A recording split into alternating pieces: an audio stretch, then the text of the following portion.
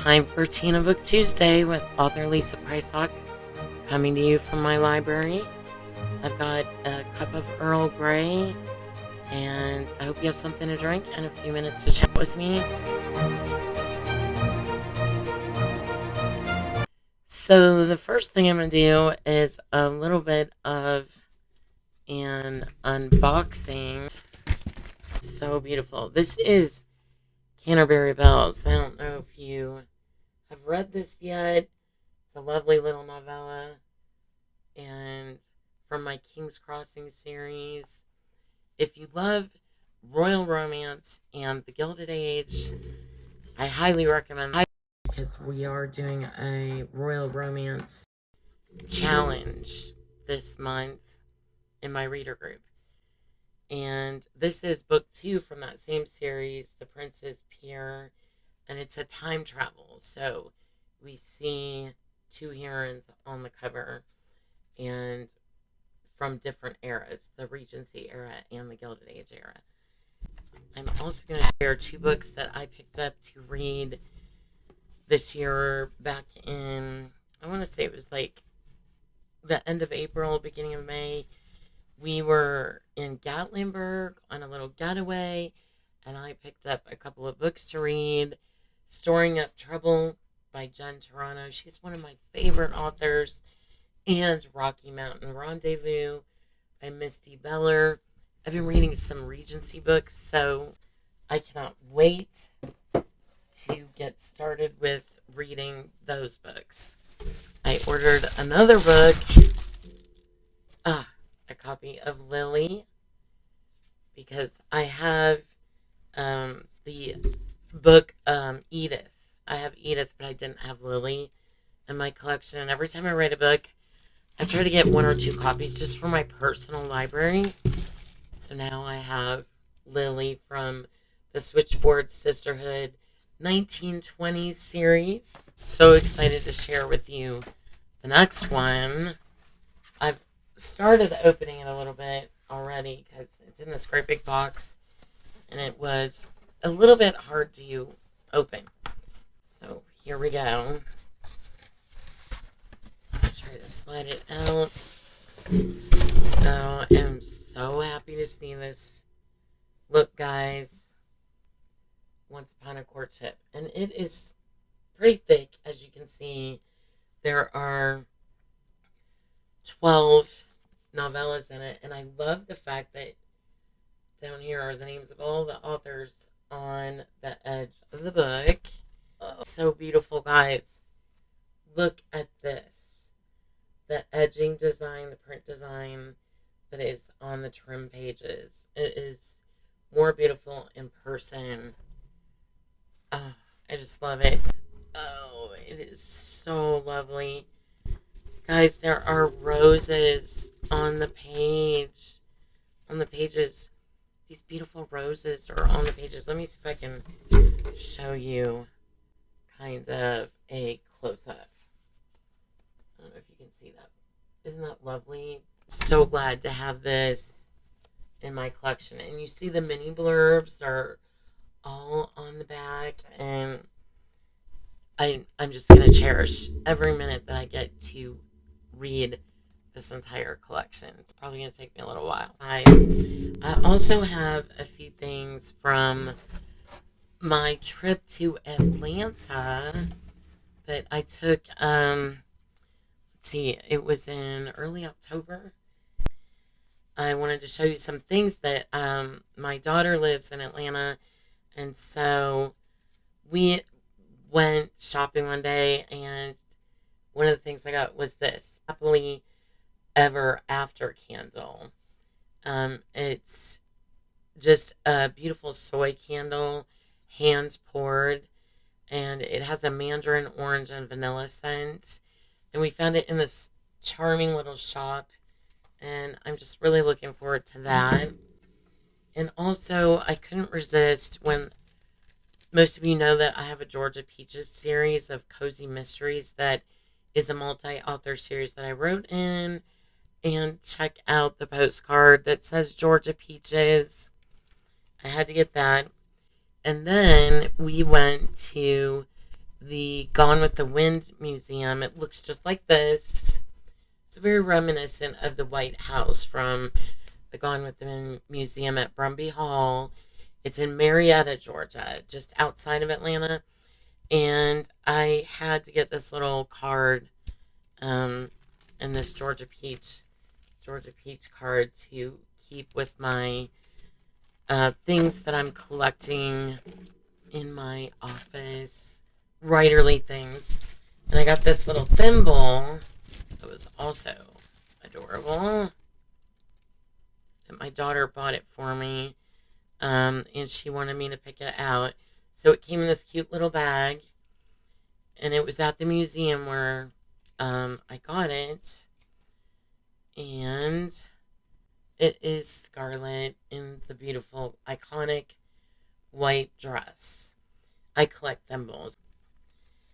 And there is one more thing. That is Bailey barking, growling behind me here in my library, which also doubles as a workout room. There's workout equipment in here too. Came in this really nice box.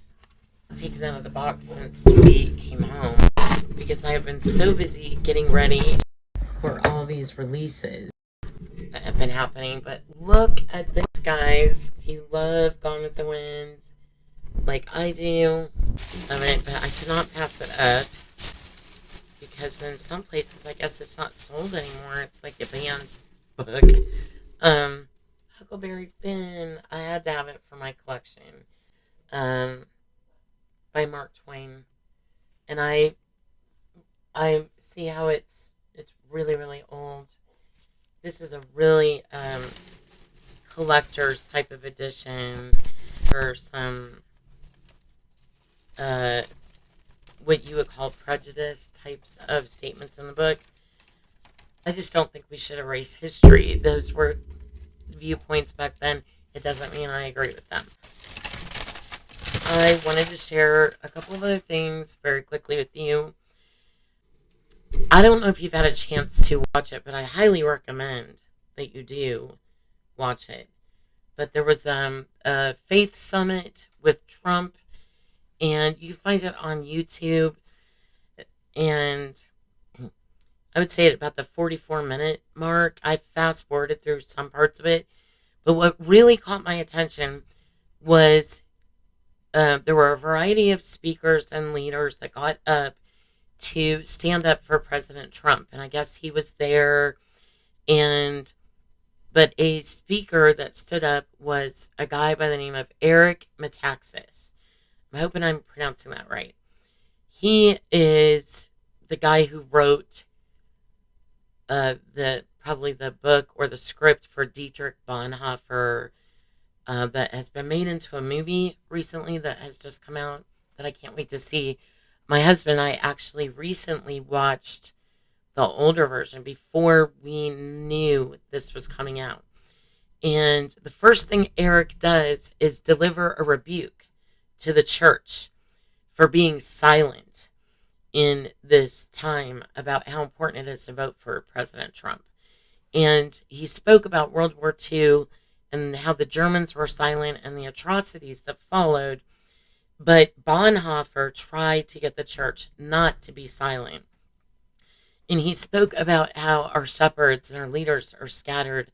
And let me tell you, I am just absolutely amazed at how silent people have been about this issue and how few have been brave and stood up and talked about who they're going to vote for and why it's important to stand with President Trump. And I'm not going to be one of those. I'm not going to be silent about it. I haven't been from the beginning. And I think it is very evil to be silent about it when you can see where this is going. And I think, most of us know we are in the last of the last days. So some people might be like, why is it important to worry about it? Why bother voting if the Lord's just going to come and there's not much time left? Because we don't know exactly when he's going to come, number one, although we do know it's soon. The signs are there. But our job as Christians is to hold down righteousness where we are, where we live, in our nation, each one of us wherever we are until he comes. And think about, the generation after us and things like that. And because we don't know exactly when the Lord will return. But I think it is important to do what we are here for. And America was formed because we have this opportunity that the Lord has given us and this great responsibility to spread the gospel message. And we have all seen the things that are happening with the attacks on Christians and the attacks on our free speech and the censorship that's been going on in social media and things like that, and the lies that have been coming out in the news. And there's a reason why they have attacked President Trump so hard.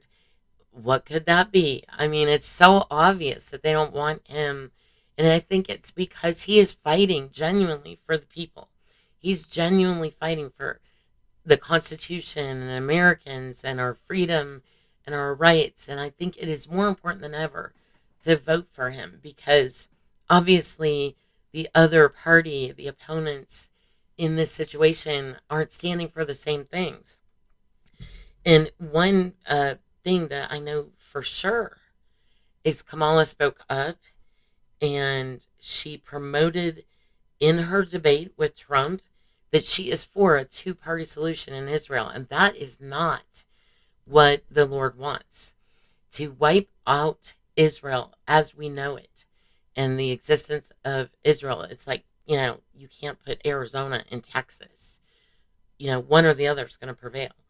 We cannot let that happen in Israel. The Lord is very clear that he will bless those who bless Israel and he will curse those who curse Israel. And already there is a curse that is starting on all of the nations that are not standing with Israel and that are fighting against Israel. And the end of their nations will not be good if this continues. The state of our economy, ridiculous.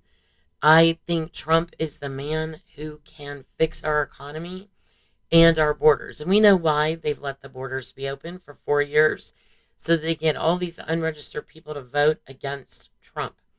Ridiculous. Our nation is dealing with a drug crisis and crime crisis and a crisis with our supply and demand. When supply is not enough to meet the demand, then prices go up. So you have all these millions of immigrants here. Prices are going up. That's just adding to the inflation problem. And, I think those are some of the basic, best reasons to vote for Trump.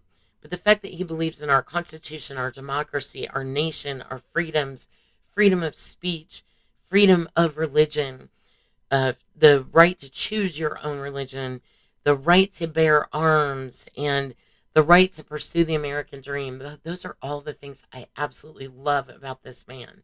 And I do not see that coming from the other party.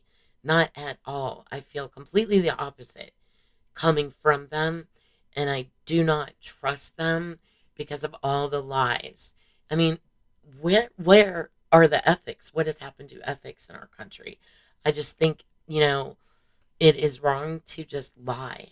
And that's what they've shown that they can do.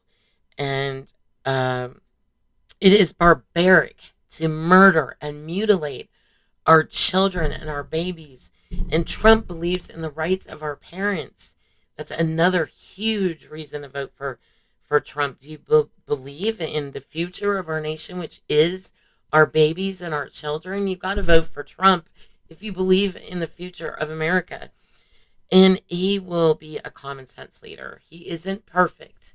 There are a lot of things I didn't like about Trump, but the more that I listen to him, the more that I have listened to what he believes in and the things that he wants to do for our country and how he wants our people to prosper and to be free, the more that I love everything that is in his message.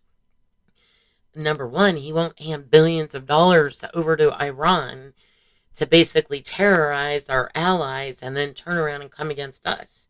And that's, I think, where it would head. He is needed on the world stage to promote peace. That is one of the other biggest reasons we need to vote for him. The Democrat Party's their foreign policy has been a disaster. And then on top of that, President Trump, believes in God and Jesus and the Bible and all of the things that our country is founded on. And those are all of some of the most important reasons we need to vote for him. It is only going to get worse if we don't. And yes, we might only be able to delay these types of things from happening, but we need to do that. We need to delay these other disasters and the wars and things like that could happen if we don't bring him in. I mean, Israel's been surrounded since October the 7th, I believe it was, or the 13th. It's ridiculous. Trump would probably have that resolved in just a few days or weeks. And we have to stand up for what is right. And that is what our grandfathers and our great-grandparents did for World War II in this country. And we need to be ethical and vote very wisely, because the deep state that he's been talking about, if you really look into it and just do a half inch of research about what's going on in our government, you can easily find the corruption trail and how much it needs dealt with. And I believe President Trump and the Republican Party will deal with it, and in a common sense way. God bless you. Thank you for listening to me. If you don't share my views, that's fine. We can agree to disagree. But remember how important this election is. It is absolutely the most important election in my lifetime, and I hope that you see it that way too. What they want you to think this election about it's not even the tip of the iceberg of what it's really about. So please vote wisely on November 5th. Get out there and vote. And I know in many places it's already started. And if you're on the fence about who to vote for, please consider all of the things that I've shared with you about President Trump. I'm not going to be a scattered shepherd and not just be silent. I'm not going to do that. I'm going to speak up. And I hope you value and appreciate my opinion. Thank you so much for tuning in with me today. Have a wonderful day.